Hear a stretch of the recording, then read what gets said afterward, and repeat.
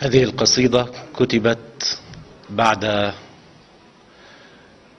ثورة تونس والتي سميت بثورة الياسمين. الطريضة: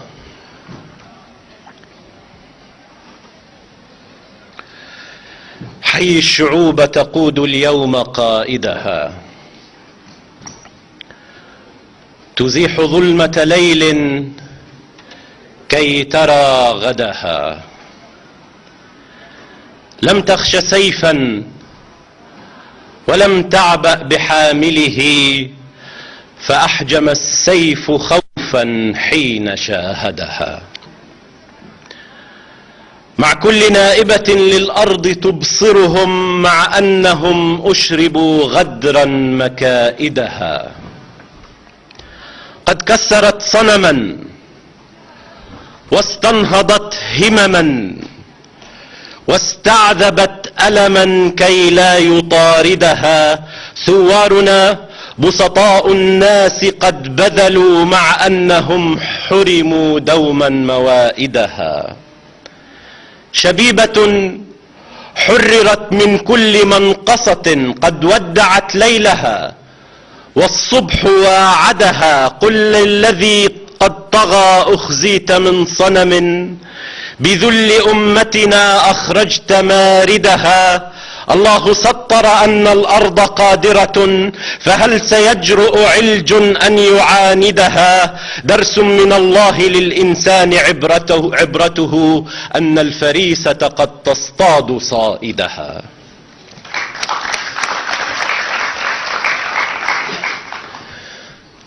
ماذا بربك تنتظر؟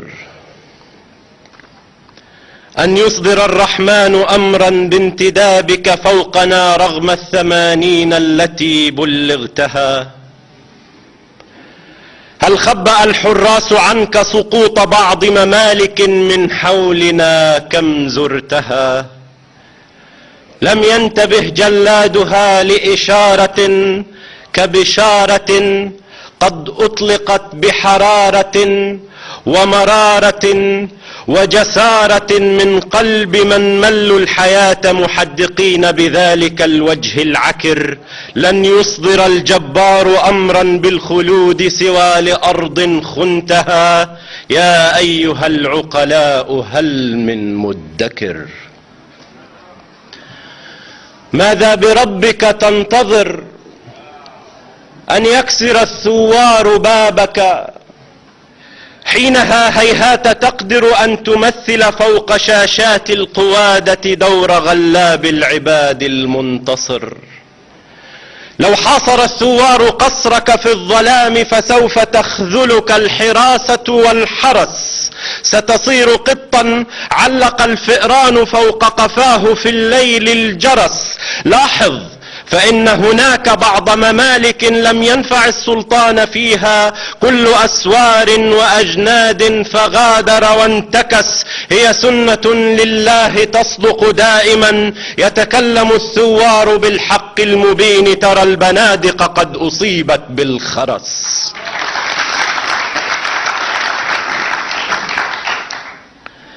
ماذا بربك تنتظر؟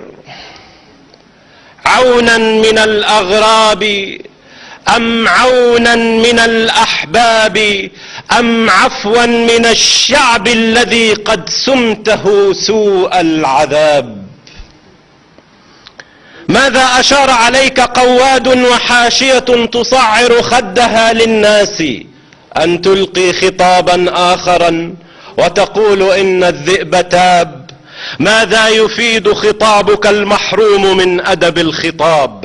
ماذا ستفعل والمكان محاصر بجميع من عيرتهم بالفقر أو بالجهل والأمراض أو حذرتهم سوء المآب؟ ستقول قد خدعوك.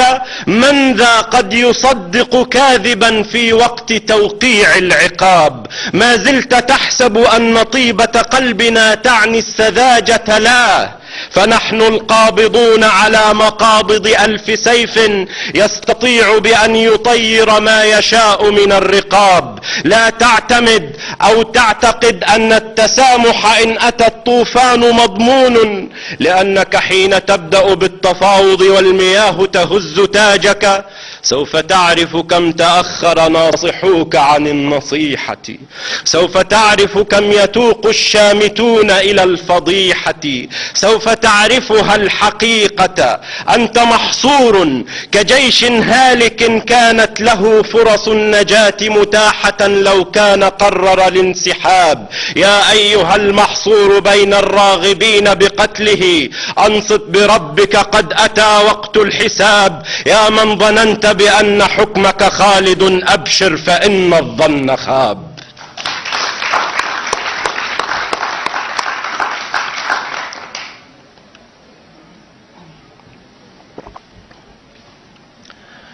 ماذا بربك تنتظر؟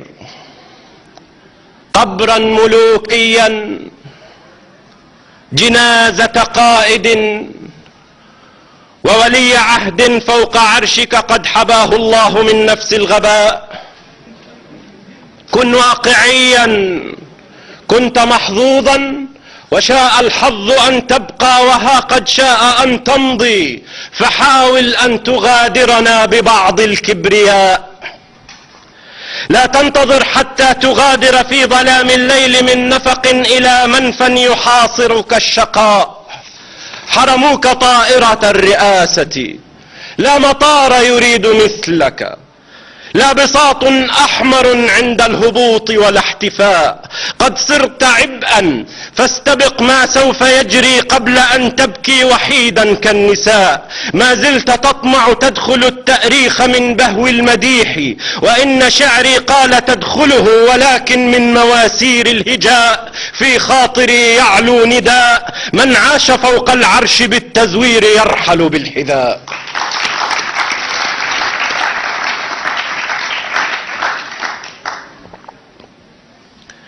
ماذا بربك تنتظر؟ حدق بمرآة الزمان وقل لنفسك كيف صرت اليوم رمزا للمذلة والخيانة والخنا. ماذا ترى في هذه المرآة غير مجند لم يستمع لضمير أمته فوالس وانحنى؟ ماذا ترى فيها سوى وجه تغطيه المساحيق الكذوبة دون فائدة فيبصره الجميع تعفنا؟ اصرخ أمام جلالة المرآة ثم اسأل ضميرك من أنا. سترى الجواب يعود. أنت القائد المهزوم لحظة أسره، متذللا متوسلا مستنجدا بعدوه من أهله. وإذا خسرت ذويك لن يجديك أن ترضى الدنا، فاتعس بذم الشعب ولتهنأ بمدح عدونا. ماذا بربك تنتظر؟ القادم المجهول أصبح واضحا كالشمس في عز الظهيرة، فاذهب إلى حيث الخزائن واصطحب معك العشيرة. قد يغفر الناس الخيانة إن رحلت الآن، لكن إن بقيت فقد تطالب 1000 عاقلة وعائلة ببعض ديات قتلاها. وإن صممت أن تبقى ترى أهل القتيل يطالبونك بالقصاص، فخذ متاعك وابدأ الآن المسيرة. كم قد خدمت عدونا وسيكرمونك في مدائنهم، فسافر دون خوف نحوهم في رحلة تبدو يسيرة. ما زال عندك فرصة فلتقتنصها، إنها تبدو الأخيرة.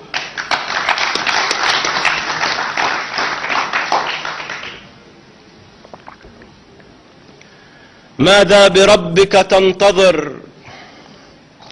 الآن غادر، لم يعد في الوقت متسع لملء حقائبك. اهرب بيخت نحو أقرب مرفأ واصحب جميع أقاربك. لا وقت للتفكير فالتفكير للحكماء، والحكماء قد طردوا بعهدك، والمطارد صار أنت الآن، فاهرب من جميع مصائبك. أتراك تعجب من صروف الدهر؟ لا تعجب، فكم عجبت شعوب من سخيف عجائبك. أتظن أن الجيش يطلق رمحه نحو الطريدة راضيا من أجل كرشك؟ أم هل تظن أولئك الفرسان تسحق بالسنابك أهلها لتعيش أنت بظل عرشك؟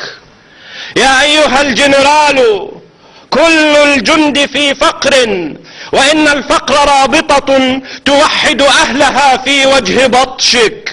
فلتنتبه، إذ لا ولاء لمن يخون وأنت خنت جنود جيشك. احذر سنابك خيلهم، احذر سهام رماتهم، احذر سكوتهم وطاعتهم وتعظيم السلام، فكل تلك الجند قد ترنو لنهشك. قد يوصلونك للأمان إذا رحلت، ويوصلونك إن بقيت لجوف نعشك. ماذا بربك تنتظر يا أيها المشتوم في كل المقاهي من جموع السامرين؟ يا أيها الملعون في كل الشرائع مبعدا من كل دين؟ يا أيها المنبوذ في القصر المحصن بالجنود الغافلين، ماذا ستفعل؟ هل ستقسم أن تحاسب من رعيت من الكلاب المفسدين الفاسدين؟ أم هل ستعفو عبر مرسوم رئاسي عن الفقراء مع دمع سخين؟ عفوا يعم الكل، ولتسمع جموع الحاضرين الغائبين، فلتشهدوا إنا عفونا عن ضحايانا شريطة أن يمدونا ببعض الوقت كي نقضي عليهم أجمعين. لن ينفع المرسوم فالمقسوم آت، لن يرحم الثوار دمعك، أنت لم ترحم دموعا للثكالى الصابرات. تحتاج معجزة، ولكن مر عهد المعجزات. هو مشهد مل المؤرخ من تكرره، رئيس أحمق خلعوه في عجل، ويبدو آخر في يوم زينته قتيلا من عساكره الثقات. يا كاتب التاريخ قل لي كم حويت من العظات الواضحات. لن ينفع الحمقى جيوش حراسة، فنهاية الطغيان واحدة. وإن لعب المؤرخ بالأسامي والصفات، فاهرب لأنك إن بقيت ترى المهانة قبل أن تلقى الممات.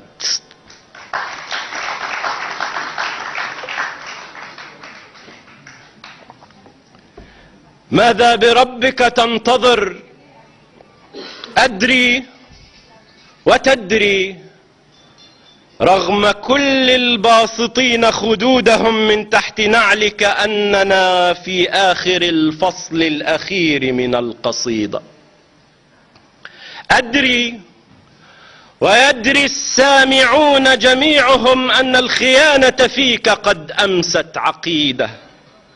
أنا لا أحب الهجوة، لكن إن ذكرتك تخرج الألفاظ مثلك في النجاسة والتعاسة والخساسة. لا تلمها، إنها في وصفك انطلقت سعيدة.